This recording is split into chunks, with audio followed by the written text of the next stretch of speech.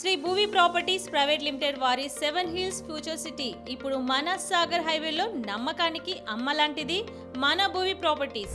ఆ రోజులు అవుతున్నప్పటికీ కూడా రేవంత్ రెడ్డి గారు కూడా డీజీపీని మొన్న ఒక ప్రశ్న వేయడం జరిగింది. ఏమైంది కేసు అనేది ఇంతవరకు విచారణ ఎంతవరకు వచ్చిందని అడిగితే ప్రధానమంత్రి మోడీ గారు వచ్చారు, అక్కడ ఉన్న బందోబస్తులో మేము ఉండడం వల్ల కొంచెం అనేది డిలే అయిందని చెప్తున్నారు.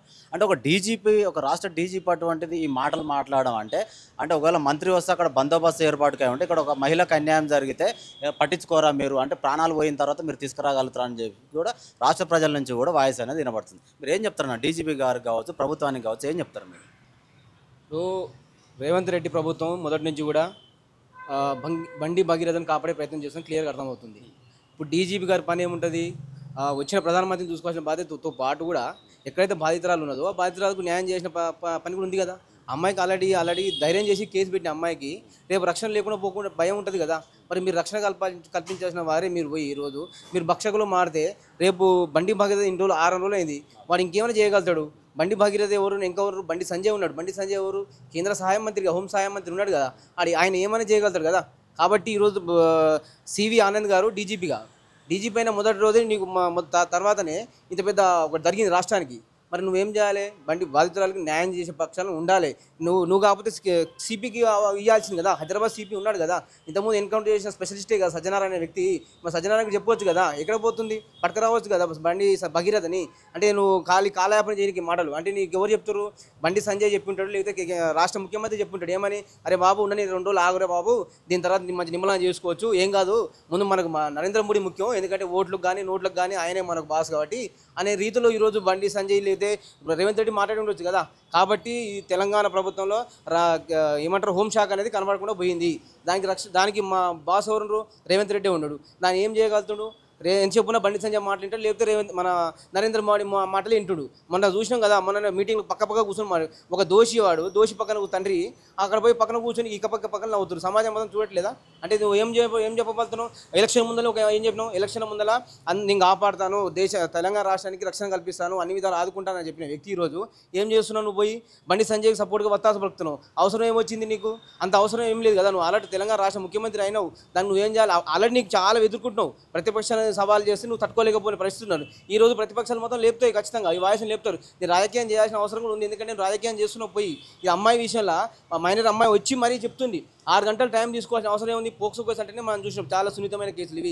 ఇలాంటి కేసులు ఎలా ఉండాలి? త్వరగా పరీక్షించాలి, దీన్ని త్వరగా ఏమంటే దీన్ని పరిష్కరించే ప్రయత్నం చేయాలి. నిందితుడు ఎవరైతున్నారో వానికి ప్రభావితం ఎక్కువ ఉంది, వానికి ఇంకా బలం ఉంది కాబట్టి వాడిని తొందరగా తీసుకుపోయి జైలు వేయాలి. ఆ తర్వాత న్యాయం అనేది ఏం చెప్తూ చూస్తాం అందరం. ఈరోజు ఏం చేస్తున్నారు? పేదలకు న్యాయం మీద నమ్మకం పోయేటట్టు ఈ రేవంత్ రెడ్డి ప్రభుత్వం ప్రయత్నిస్తాం, మనకు అర్థమవుతుంది. ఇప్పుడు బండి సంజయ్ మొన్న 3 రోజుల క్రితం కూడా ఒక సభ ఏర్పాటు చేసుకోవడం, ర్యాలీ తీయడం జరిగింది. నా కొడుకుకు కూడా నేను టైం ఇవ్వలేదు, నా భార్య కూడా ఆవేదనకు గురవుతూ ఉంది. అక్కడ ఉన్నది నా కొడుకు అయినా సరే, వేరెవరైనా సరే, ఆడపిల్లకి అన్యాయం జరిగితే ఊరుకునేదిలే. నా కొడుకుని తప్పు చేసిన రుజువు అయితే నేనే దగ్గరుండి మరి అరెస్ట్ చేపిస్తా, శిక్షకు నేనే అర్హుడు అని చెప్పేసి నేనే దాన్ని ఖండిస్తున్నాను కూడా చెప్తున్నాడు. అంటే నేను ప్రజల వైపే ఉంటా, ప్రజల కోసమే కొట్లాడతా, జై శ్రీరామ్ నినాదంతో నేను ముందుకు వస్తున్నా, కొడుకుకు టైం ఇవ్వలేని పరిస్థితిలో నేను ఉన్నాను అంటున్నాడు. ఏం చెప్తారన్న ఈయన మాటల గురించి? ఆయన చెప్పే మాటలన్నీ శుద్ధపూస మాటలుగా, అన్ని అబద్ధాల మాటలు క్లియర్ అర్థమవుతుంది. ఆల్రెడీ దోషి వాళ్ళు ఒకరు నిజంగా జరగకపోతే ఈరోజు దేశం మొత్తం తెలంగాణ రాష్ట్రం మొత్తం అల్లకూలం అవుతుండే. వాస్తవం జరిగింది కాబట్టి కదా. అక్కడ అవతల మనుషులు ఎవరు? తెలంగాణ రాష్ట్ర సంబంధించిన వ్యక్తులే కాదు కూడా. వాళ్ళు మాత్రం ఎందుకు వచ్చారు? వాళ్ళు ఎవరైనా చెప్పుకుంటారా అండి, నేను నాకు ఇట్లా నా శరీరాన్ని మొత్తం ఖరాబ్ చేసారు, 2 సార్లు ఖరాబ్ చేసిన ఎవరైనా చెప్పగలుగుతారా? వేష కూడా చెప్పుకోలేని పరిస్థితి కదా. అలాంటిది అమ్మాయి ధైర్యం చేసి ఎందుకు చెప్పిందంటే, వీడు నమ్మించి మోసం చేసిన బండి భగీరథ అనేటోడు మోసం చేసిన అమ్మాయికి నేను తర్వాత ఇంక పెళ్లి చేసుకుంటూ ఏదో రకరకాల చెప్పుంటాడు, ఏదో మబ్బై పెట్టి ఉంటాడు. అయినా మనకు తెలిసిన పోక్సో కేసు ఏం చెప్తుంది? మైనర్ అంటేనే 18 సంవత్సరాల లోపు ఉన్న అమ్మాయి వాళ్ళు ఒక రూమ్లో తీసి మాట్లాడిన బలవంతంగా ఏళ్ళు పట్టి గుంజుకున్నా కానీ రేపు పోక్సో కేసు చట్టము. నువ్వు ఇవాళ 2 సంవత్సరాల అమ్మాయితో పరిచయాలు పెంచుకొని ఈరోజు హనీ ట్రాప్ ఏదో పేరు రకరకాలు చెప్తున్నావు. ఇంకోటి బండి సంజయ్ ఏం చెప్తున్నాడు? నాకు టైం లేదని చెప్తున్నాడు. ఎందుకు టైం లేదు నీకు? అంటే నువ్వు రాష్ట్రం తగలబెడుతున్నావు, టైం సరిపోతుంది కదా. ఈ టైంలో నువ్వు కొడుకుని కాపాడుకునే ప్రయత్నం చేయొచ్చు కదా. అలాంటి గతంలో మనం చూసినాం, యూనివర్సిటీలో కాలేజీలో పిల్లలు కొడుతుండ్రు, రకరకాలు చేస్తుండ్రు. ఆయన బండి భగీరథ అనేటోడు ఎట్లా చేస్తుండు?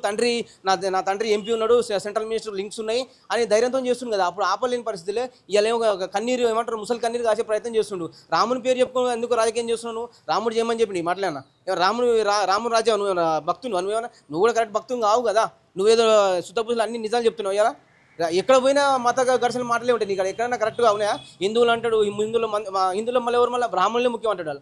ముస్లిం పక్క పెట్టుడు ముస్లిం క్రిస్టియన్స్ నక్సల్ కమ్యూనిస్ట్ వాళ్ళకి నచ్చపోవచ్చు, హిందువులు కూడా వాళ్ళకి నచ్చరు కదా. హిందువులు చాలా మంది ఉన్నారు కదా, బహుజనులు లేరా వాళ్ళ కూడా, మరి వాళ్ళని చూసుకుంటారు కరెక్ట్గా. నువ్వు కూడా ఒక బహుజన బిడ్డవే కదా, నువ్వు ఏం న్యాయం చేయగలుగుతావు? ఇంకో అమ్మాయి కూడా బహుజన బిడ్డని కదా, అమ్మాయికి ఏం న్యాయం చేయగలుగుతున్నావు? ఖాళీ మాటల వరకు ఏం రాజకీయం చేస్తావు? ఇంకెన్ని రోజులు రాజకీయం చేస్తావు? ఆల్రెడీ కేంద్ర సహాయ మంత్రి అయినా ఇంకేం కావాలి నువ్వు? ఇంకేం కావాలని ఇంకెంత స్వార్థం పెట్టుకుంటావు? అలాగే కోట్ల లక్షల కోట్లు డబ్బులు సంపాదించుకుంటావు.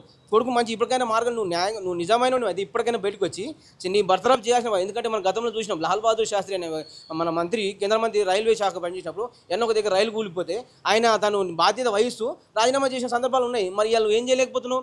బర్తరఫ్ ఏం చేయలేకపోతున్నావు? ఖచ్చితంగా సమాజానికి క్షమాపణ చెప్పాల్సింది బండి సంజయ్. ఎందుకంటే తండ్రి ఆయన తండ్రి కాదా? తండ్రే కదా. తండ్రి అన్నవాడు ఏం చేయాలి? మనం ఒక పాఠశాల పోతే స్కూల్లో యజమాని అడుగుతాం, ఫెయిల్ అయితే ఎందుకు అడుగుతున్నావు అంటే బాధ్యత ఉంటుంది కాబట్టి. అలాంటిది 18 సంవత్సరాలు 20 సంవత్సరాలు నీ కొడుకు ఉన్నాడు, 23 సంవత్సరాల కొడుకు నీకు నీ మాట ఇంటి లేడు, నాకు టైం లేదు అని ఉట్టి కల్లబుల్లి మాటలు చెప్తే ఎవరు నమ్మేటట్టు లేదు. ఎవరు నమ్ముతారు? నీ బీజేపీ పార్టీ రామచంద్రరావు నమ్ముతాడు, నీ తెలంగాణ రాష్ట్ర ముఖ్యమంత్రి రేవంత్ రెడ్డి నమ్ముతాడు, తర్వాత బీజేపీ కొంతమంది నమ్ముతారు. అందరు నమ్మే ప్రయత్నం, ఎందుకంటే అందరి ఇళ్ళలో ఆడపిల్లలు ఉన్నారండి, అందరి ఇళ్ళలో ఆడపిల్లలు మైనర్ పిల్లలు ఉన్నారు, అందరూ తెలుసు కాబట్టి. ఇది బాధతో చెప్తున్న మాటలు ఇవన్నీ. నువ్వేదో రాజకీయ దాంట్లో కూడా రాజకీయం చేయబోయాడు.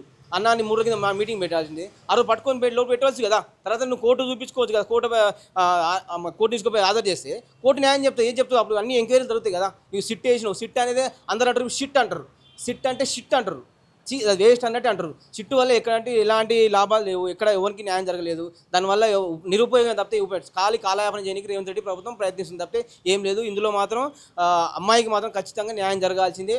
ఎవరైతే బండి భగీరథ ఉన్నాడో వానికి ఖచ్చితంగా పోక్సో యాక్ట్ ప్రకారం చట్ట ప్రకారం ఎంత శిక్ష ఉందో అంత శిక్ష ఖచ్చితంగా ఇవ్వాలని మా డిమాండ్.